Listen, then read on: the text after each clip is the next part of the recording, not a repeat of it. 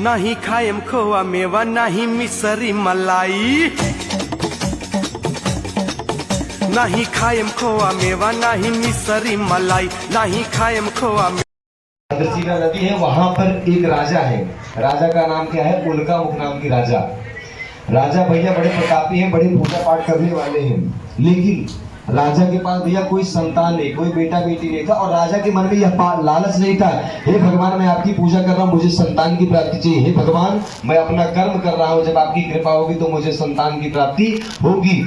आज राजा रानी भगवान विष्णु जी के मंदिर में पूर्णिमा का दिन भगवान की कथा कर रहे हैं। वहां पर एक बनिया आता है, बनिया साधु नाम वैश्य बनिया अपनी नौका को लगाता है, किनारे पर देखता है मंदिर में बहुत भीड़ इकट्ठा है, वो भी नौका लगाता है, मंदिर में प्रवेश करता है।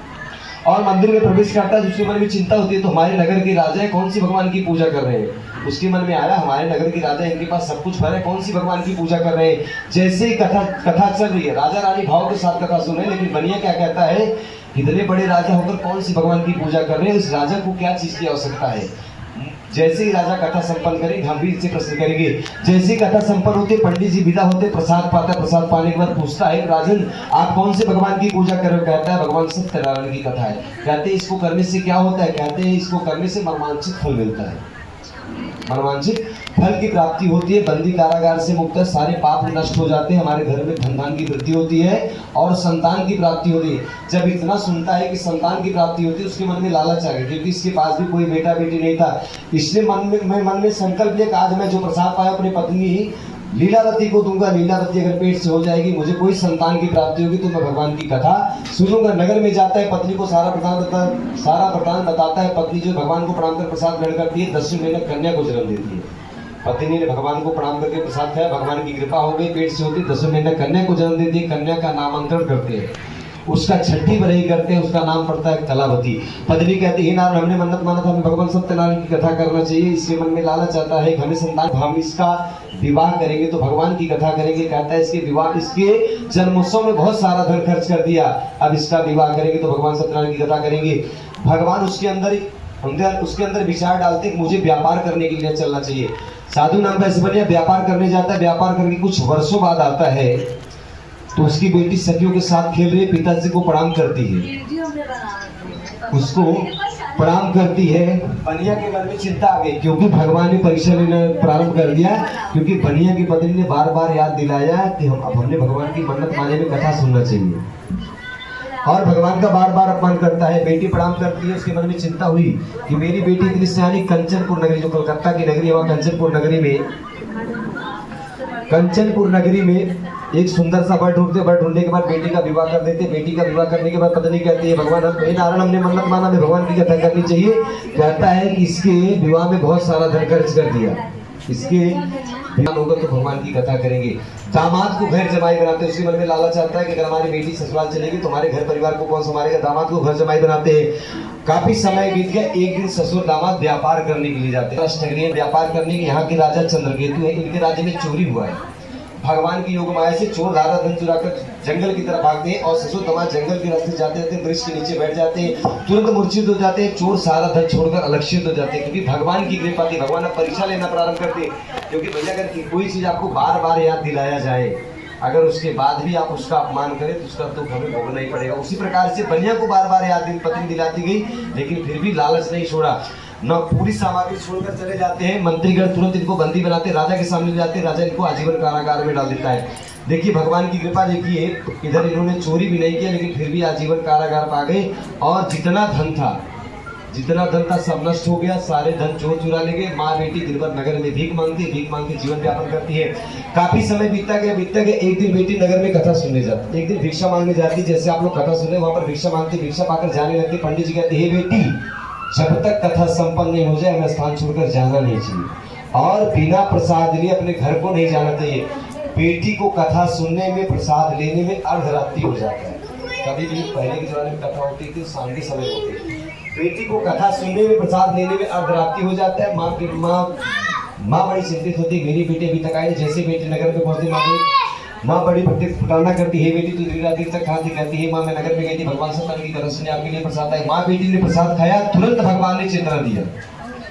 जैसे ही माँ बेटी ने प्रसाद खाया, भगवान ने तुरंत चेतना दी कि तुम्हारे पति ने मन्नत मांगा था, मेरा बार बार अपमान की, आज जो तुम्हें दारुण दुख मिल रहा है वह हमारी मर्जी से हो रहा है। माँ बेटी ने प्रभात में निर्भर नगर में भिक्षा मांगती है, शाम को भगवान सत्यनारायण की कथा सुनती, इधर कथा संपन्न होती है, पंडित जी विदा होते हैं। उधर राजा को सपना आता है, हे राजन, जिस साधु नाम वैश्वर्य को तुमने बंदी बना उन्हें मुक्त कर दो, तुम्हारे सारे राज्य को नष्ट कर दूंगा।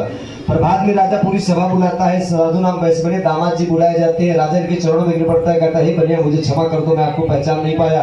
और भैया उधर माँ बेटी ने कथा सुना, फिर से भगवान की कृपा हो गई, जितना धन मिला था उसका 10 गुना धन देकर उनको विदा करते हैं। श्री स्कंददेव भगवान श्री सत्यनारायण कथा तृतीयोध्याय संपूर्ण। अच्युतं केशवं राम नारायणं कृष्ण दामोदरं वासुदेवं हरिं श्रीधरं माधवं गोपिका वल्लभं जानकी नायकं रामचन्द्रं भजे। चतुर्थोध्याय।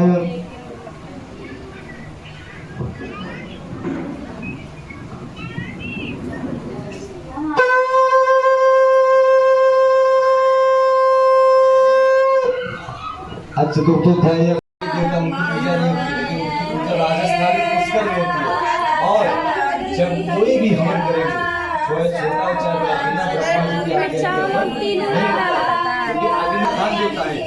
सफेद पुष्प लेकर ब्रह्मा जी को आपका यहाँ जोड़ा। ओम हरिओम ब्रह्मा वरुणेन्द्र रुद्र मरुता सुंदरं जेते सागर बंधु सुरंगाई तुझे श्यामका ध्याना वैष्णव देव भंसा पश्यति जन जो यशा ताइलसुरासुरगणा देवाय तस्मै नमः। ओम ब्रह्मणे नमः। आवाहयामि स्थापयामि पूजयामि।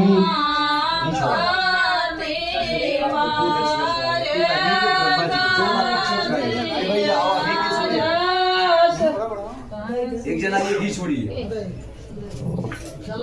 एक जने की छोड़ी नहीं मुझे बना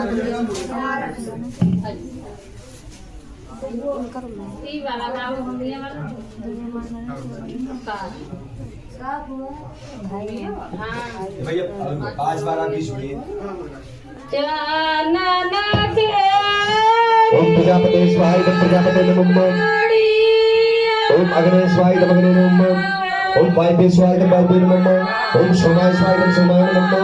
ओम इंद्राय स्वाहा इदं इंद्राय नमः। गणेश जी को प्रणाम करिए। ओम हरिया मंगलारंग गणपति मंगला में जन्म मंगला है जिना तो अधिक मंगला है विष्णु मजान के प्रणाम करने नमः सुधी। ओम गणपति स्वाहा। ओम गणपति स्वाहा। ओम गणपति स्वाहा। ओम गणपति स्वाहा। ओम गणपति स्वाहा। ओम गणपति स्वाहा। ओम गणपति स्वाहा। ओम गणपति स्वाहा। ओम गणपति स्वाहा। ओम गणपति स्वाहा। ओम गणपति स्वाहा। ओम गणपति स्वाहा। ओम गणपति स्वाहा। ओम गणपति स्वाहा। माता गौरी को प्रणाम करिए। सीधे गणेश जी का भैरव आदिवासी चंद्र को कभी करते हैं लोग बिठाना। ओम गौरी स्वाहा। ओम गौरी स्वाहा। ओम गौरी स्वाहा। ओम गौरी स्वाहा। ओम गौरी स्वाहा। ओम गौरी स्वाहा। ओम गौरी स्वाहा। ओम गौरी स्वाहा। ओम गौरी स्वाहा। ओम गौरी स्वाहा। ओम गौरी स्वाहा। ओम कुलदेवताभ्यो स्वाहा। ओम गणेशाय स्वाहा। ओम परमाय स्वाहा। ओम शचि स्वाहा। ओम विधाय स्वाहा। ओम सावित्री स्वाहा। ओम विजयाय स्वाहा।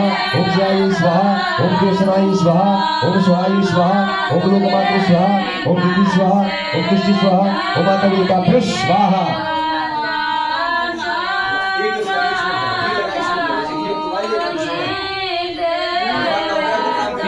ओम हरिया मंगलारंग गणपति चढ़े चढ़ा देवो या भूनाल प्रसन्न पूरी। ओम ईश्वरीयाय स्वाहा। ओम सोमाय स्वाहा। ओम भौमाय स्वाहा। ओम बुधाय स्वाहा। ओम त्रिगुणाय स्वाहा। ओम सुशुक्राय स्वाहा। ओम शंकरेश्वराय स्वाहा। ओम राघवाय स्वाहा। ओम कृष्ण स्वाहा। ओम नवग्रहाभ्यो स्वाहा। ओम बंबरुणाय स्वाहा। ओम मातमरुणाय स्वाहा। ओम बंबरुणाय स्वाहा। ओम बंबरुणाय स्वाहा। ओम बंबरुणाय स्वाहा। ओम नमो नारायणाय स्वाहा।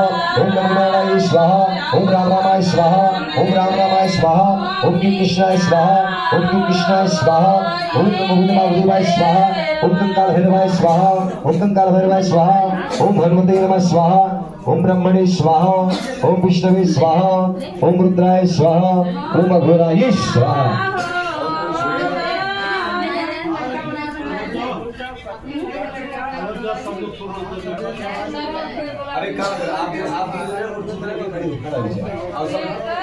तीन लोग बैठे, तीन चार लोग।